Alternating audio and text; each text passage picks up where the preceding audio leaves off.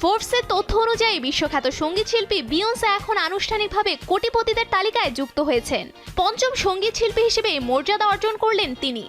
এর আগে এই তালিকায় রয়েছেন টেলর সুইফট, ব্রুস স্প্রিংস্টিন, রিয়ানা এবং বিয়ন্সের স্বামী জে-জেড।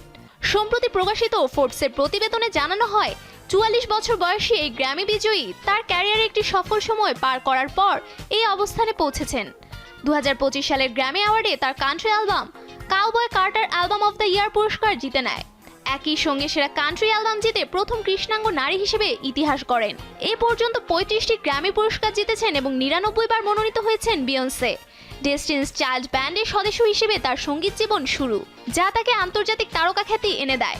লাইভ নেশনের তথ্য অনুযায়ী তার কাউবয় কার্টার ট্যুর থেকে আয় হয়েছে $400 মিলিয়ন বেশি, যা ইতিহাসের সর্বোচ্চ আয়কারী কান্ট্রি ট্যুর হিসেবে পরিচিত।